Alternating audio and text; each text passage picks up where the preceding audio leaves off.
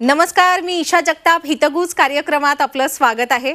प्रेक्षक हो, मेंदू आणि मणक्याच्या विकारांना मूक हल्लेखोर म्हणतात, कारण त्यांची लक्षणं पटकन जाणवत नाहीत, पण ते जीवघेणे ठरू शकतात किंवा आयुष्यभरासाठी आपल्याला अपंगत्वाची शिक्षा देऊ शकतात. त्यामुळे या आजारांविषयी जनजागृती होणं आवश्यक आहे. त्यांची लक्षणं आपल्याला माहीत असणं अतिशय आवश्यक आहे, ज्याबाबत आज आपण सविस्तर माहिती जाणून घेणार आहोत. आजचा आपला विषय आहे मेंदू आणि मणक्याचे आरोग्य, जागरूकता हवी. आणि याबाबत मार्गदर्शन करण्यासाठी आपल्याबरोबर आज उपस्थित आहेत दोन तज्ज्ञ, ज्येष्ठ न्यूरोलॉजिस्ट डॉक्टर दीपक ऐवळे आणि सुप्रसिद्ध न्यूरोसर्जन डॉक्टर अमित ऐवळे. नमस्कार सर. नमस्कार. कार्यक्रमात आपलं स्वागत आहे. डॉक्टर अमित ऐवळे आणि डॉक्टर दीपक ऐवळे हे दोघेही भाऊ आहेत आणि गेल्या अनेक वर्षांपासून न्यूरोलॉजी क्षेत्रात कार्यरत आहेत. सध्या ते ठाण्याच्या सोलारिस हॉस्पिटलमध्ये सेवा देतात. डॉक्टर दीपक, मला आपल्याला या चर्चेच्या सुरुवातीला विचारायचं आहे की आपण जर पाहिलं तर सर्वसामान्यपणे हृदयाच्या आरोग्याबाबत आणि त्याचबरोबर इतर अवयवांच्या आरोग्याबाबत आपण तेवढे सजग असतो आणि त्यांच्या आजारांकडे आपण लक्ष देतो, पण प्रामुख्याने मेंदूचे आजार आणि मणक्याचे आजार हे आपल्याकडून दुर्लक्षित होतात, असं का? असं पाहिलं तर हृदयाच्या बाबतीत जेव्हा आपल्याला काही साधी छातीत कळ आली की आपण लगेच धास्तावतो आणि डॉक्टरकडे जातो आणि डॉक्टरने सल्ला दिल्याप्रमाणे ECG वगैरे करून पुढे काय योग्य ते रोग निदान झाल्यावर ते उपचार घ्यायला तयार होतात. कॅन्सरचंही तसंच आहे की निदान झालं की लगेच उपचार घ्यायला लोके धास्तावून लगेच उपचार घ्यायला तयार होतात. पण त्या बाबतीत जर आपण मज्जासंस्थेबद्दल विचार केला तर एखाद्याला चेहरा जरा वाकडा झाला आहे किंवा हाताला मुंग्या आल्या आहेत किंवा वीकनेस आला आहे, बॅलन्स गेला आहे, चक्कर आली आणि त्यावेळेला आपण रोग निदानाकरता किंवा उपचाराकरता जेव्हा त्यांना काउन्सिल करतो तर ते मात्र त्यांच्या लवकर लक्षात येत नाही आणि त्याची तेवढी सिरियसनेस होत नाही आणि त्यामुळे ते दुर्लक्ष होऊन त्या आजाराचं रूपांतर जरा जास्त होतं की त्याची ग्रॅव्हिटी वाढते आणि त्यामुळे बऱ्याच वेळा कधीतरी अपंगत्व येऊ शकतं. आणि त्या हिशोबाने मला वाटतं की अवेअरनेसची गरज आहे मज्जासंस्थेबद्दल. अगदी जागरूकतेची गरज आहे, आपण सांगितलं असं. पण मेंदूच्या नेमक्या कोणत्या आजारांकडे आपलं दुर्लक्ष होतं? जसं की फार कॉमन आहे स्ट्रोक. स्ट्रोक म्हणजे जसं काय हृदयाला जसं रक्तपुरवठा कमी होऊन हार्ट अटॅक येतो तसंच मेंदूलाही रक्तपुरवठा कमी होत असेल तर त्यावेळेला बरोबर ज्या एरियाचा तो रक्तपुरवठा कमी होतो त्याची लक्षणं आपल्याला शरीरात पाहायला मिळतात. म्हणजे जर आपल्याला डाव्या बाजूला काही विकनेस रक्तपुरवठा कमी झाला तर उजव्या बाजूला विकनेस किंवा काही वेळेला स्पीच एरियामध्ये रक्तपुरवठा कमी झाला तर बोलायला त्रास होतो आणि त्यावेळेला ते पेशंट गोंधळतात की नेमकं काय, कारण त्यात बऱ्याच वेळाला 2 मिनटं लक्षणं आली आणि त्यानंतर मग गायब झाली. म्हणजे फ्लक्च्युएटिंग प्रेझेन्स होऊ शकतात की सिम्पटम्समध्ये कधीकधी फ्लक्च्युएशन होऊ शकतं. अशा वेळी त्यांना ती खात्री नाही पटत की आपण नेमकं कोणत्या डॉक्टरकडे जायचं आहे. तर त्यावेळी त्यांना हे लक्षात यायला हवं की स्ट्रोकमध्ये फार एक बी फास्ट नावाचा एक आम्ही एक सिनॉनिम वापरलेला आहे आणि त्यामध्ये आपल्याला माहिती आहे की फेस जर वाकडा झाला आहे किंवा हातातली स्ट्रेंथ कमी झाली किंवा ग्रिप स्ट्रेंथ कमी आहे किंवा चालताना आपल्याला दिसतंय की आपल्याला अडखळतोय आणि त्यातमध्येच बोलताना अडखळल्यासारखं होतं आहे, तर ह्या वेळेला आपण लगेच दक्षता घेऊन डॉक्टरांकडे जायला पाहिजे आणि त्यावेळेला डॉक्टर सल्ले देतील त्याप्रमाणे ब्रेन स्कॅन, MRI किंवा CT स्कॅन करावा आणि योग्य निदान व्हावं. असं बरोबर. जितक्या लवकर आपल्याला उपचार मिळतील तितके लवकर आपण बरे होऊ शकू, त्या आजारातून बाहेर येऊ शकतो. डॉक्टर दीपक, आपण आम्हाला मेंदूच्या आजारांविषयी माहिती दिलेली आहे. डॉक्टर अमित, मणक्याचे असे कोणते आजार आहेत जे आपल्याला साधे वाटतात पण ते आपल्या शरीरासाठी गंभीर ठरू शकतात? मणक्याचे सर्वात कॉमन म्हणजे स्लीप डिस्क किंवा सायटिका ज्याला आपण म्हणतो. यामध्ये आपल्या मणक्याच्या हाडांमधली जी गादी असते ती सरकते आणि सरकून ती आपल्या पायाच्या नसांना किंवा काही वेळेला मानेच्या नसेंना दाबून तिथे करंट लाईक सेन्सेशन निर्माण करते आणि हे आपण बऱ्याच वेळेला हातात मुंग्या आल्या किंवा जडपणा आलं किंवा पाठदुखी याच्याकडे निग्लेक्ट करून मिस करतो. त्याचबरोबर मणक्याच्या आजारामध्ये TBचं लक्षणं फार कॉमन आहेत, कारण मणक्याचा TB छातीच्या TB नंतर एक मोठा आजार आहे की जो आपल्या भारतातल्या पेशंट्समध्ये आपल्याला भेटतो. त्याचबरोबर काही गाठी जसं ट्यूमर म्हणतो आपण त्यांना, त्याही मणक्याच्या आजारांमध्ये असतात आणि त्याच्यामध्ये वेगवेगळ्या प्रकारचे काही कॅन्सरचे किंवा नॉन कॅन्सर अशा प्रकारच्या गाठी मणक्याच्या आजारांमध्ये येऊ शकतात. खरं तर आपण आम्हाला आजारांविषयी माहिती दिली दोघांनी, मेंदूच्या आणि मणक्यांच्या. आता आपण लक्षणांकडे वळूया. अशी कोणती साधी साधी लक्षणं जाणवतात का जी पुढे जाऊन गंभीर रूप धारण करू शकतात? जसं मी मगाशी म्हणालो की बऱ्याच वेळा रक्तपुरवठ्याशी निगडीत किंवा विद्युत तरंग जे म्हणतो आपण, ब्रेनमध्ये हे इलेक्ट्रिकल सिस्टम आहे. सो आयदर रक्तपुरवठा किंवा विद्युत तरंगा याच्यावरती सॉल्ट्स, बऱ्याच मेटाबॉलिक गोष्टींचा परिणाम होतो. मग अचानक तात्पुरतं काही वेळेला लक्षणं 10-15 मिनटं राहतात, निघून जातात आणि मग परत असे एपिसोड्सने येतात जातात आणि त्यावेळेला गफलत होते ते लक्षणं आयडेंटिफाय करायला. म्हणजे पेशंटला वाटतं की अरे आपण आता बरे झालो, 10-15 मिनटं होतं काहीतरी चक्कर आलेली किंवा हाताला मुंग्या आलेल्या किंवा चेहरा थोडासा वाकडा झालेला, पण ते मग त्यानंतर ते विसरून जातात. आणि हीच लक्षणं आहेत की ती वॉर्निंग सायन्स आहेत. ह्या वॉर्निंग सायन्समध्ये तुम्ही डॉक्टरांना दाखवलं हवं आणि त्यावेळेला डॉक्टर योग्य ते त्याचं निदान करून योग्य ते तुम्हाला डायग्नोसिससाठी टेस्ट सांगतील आणि त्याप्रमाणे पुढची ट्रीटमेंट होईल आणि त्यामुळे तुम्हाला येणारा आजार प्रिव्हेंट करता येतो किंवा रोखता येतो. म्हणजे साध्या साध्या वाटणाऱ्या या लक्षणांकडे आपण दुर्लक्ष करणं घातक ठरू शकतं.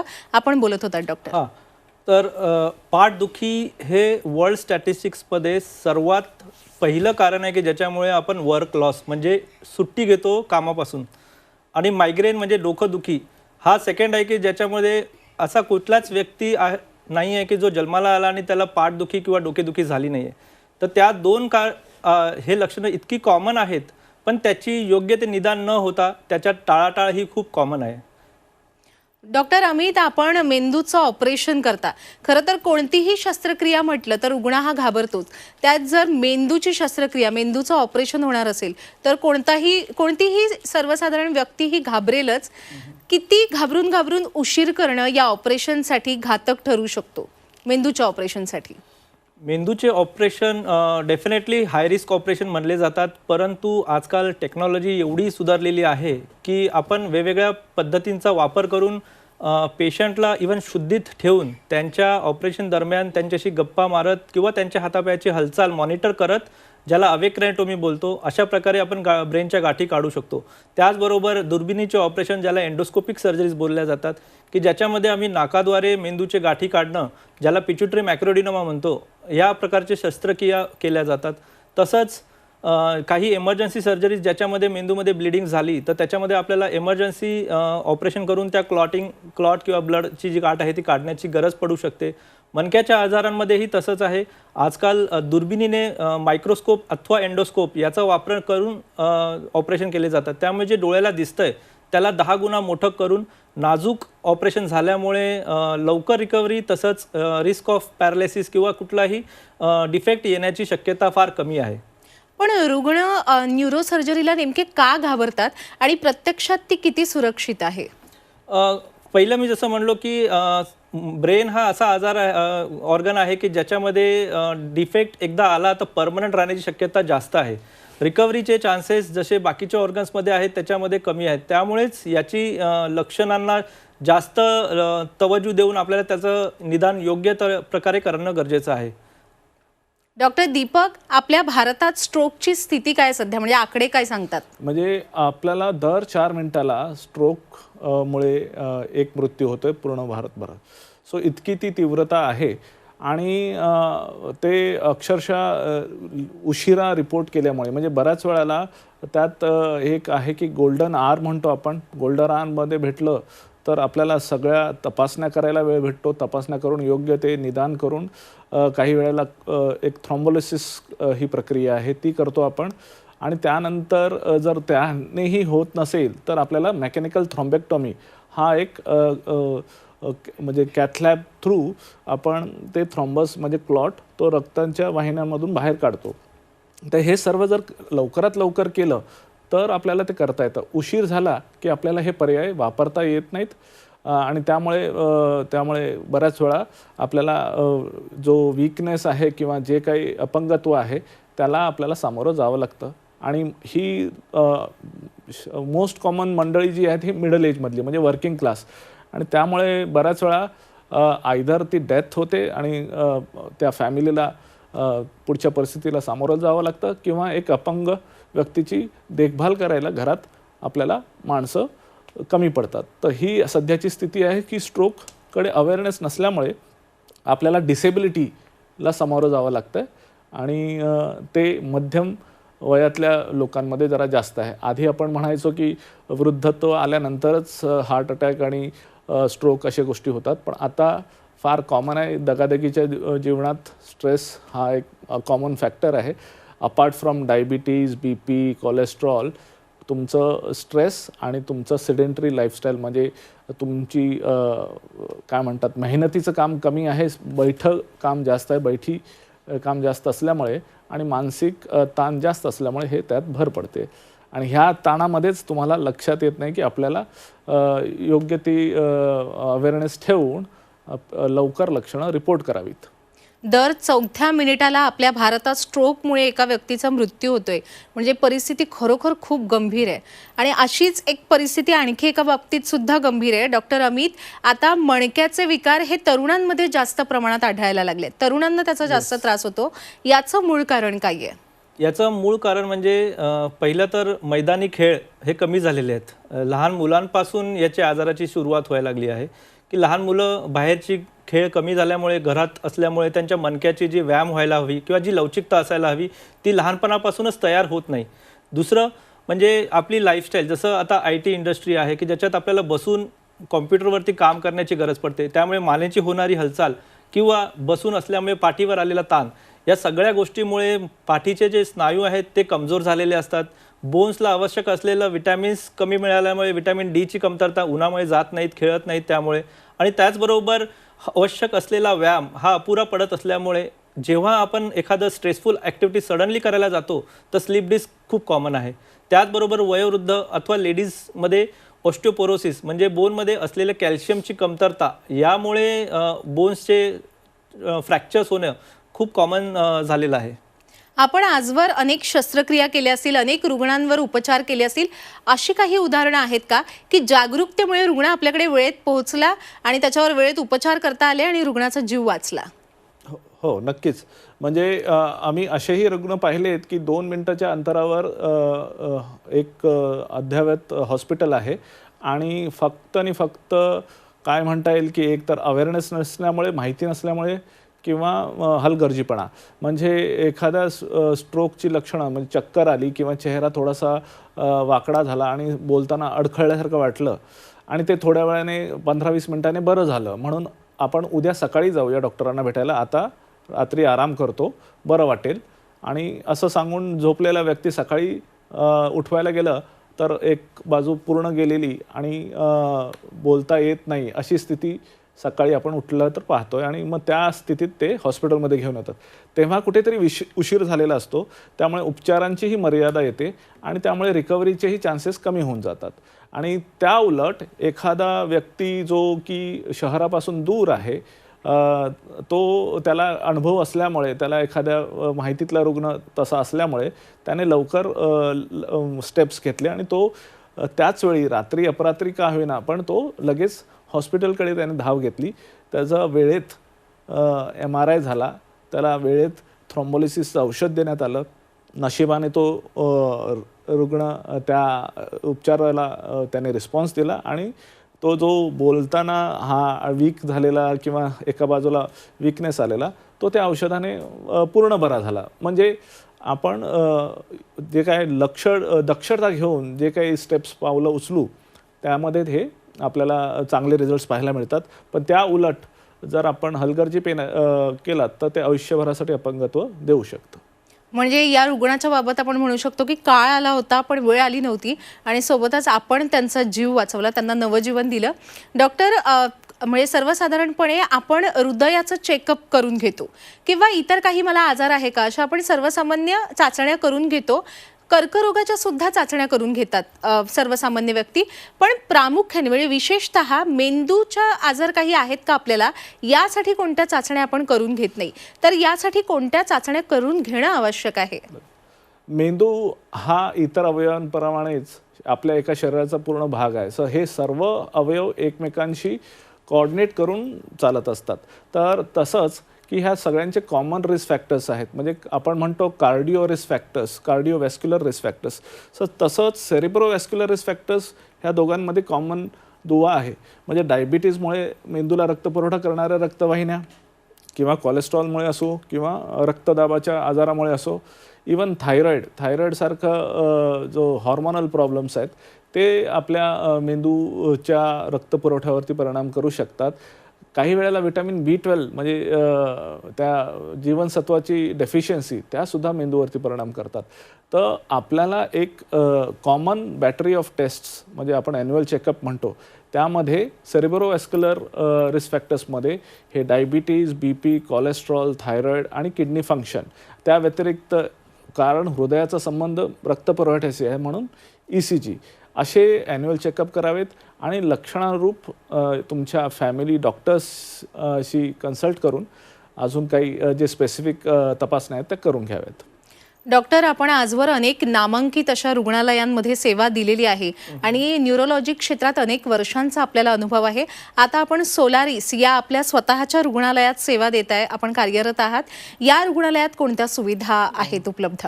सोलारिस हॉस्पिटल मध्ये आपल्याकडे लेटेस्ट टेक्नॉलॉजी आहे की ज्याच्यामध्ये आपण कॉम्प्युटर गायडेड म्हणजेच न्यूरो नॅव्हिगेशन गायडेड ब्रेन आणि स्पाईन सर्जरीज करू शकतो. यामध्ये आपण MRI अथवा CT स्कॅन कॉम्प्युटरमध्ये अपलोड करून त्या स्कॅनमध्ये ऑपरेशन करताना प्लॅनिंग, तसेच ऑपरेशनच्या दरम्यान पूर्ण ट्यूमर निघाला का, किंवा काही वेळेला फक्त बायोप्सी घ्यायची असेल तर फक्त 1 सेंटीमीटरच्या होलमध्ये त्या ट्यूमरपर्यंत पोहोचून त्याची बायोप्सी घेऊ शकतो. तर अशा प्रकारच्या शस्त्रक्रिया आपल्याकडे पॉसिबल आहेत. त्याचबरोबर दुर्बिणीच्या जसेच एंडोस्कोपीच्या सर्जरीज, ब्रेन अथवा स्पाईन या दोघांच्या एंडोस्कोपीच्या सर्जरीज आपण आपल्या इथे करू शकतो.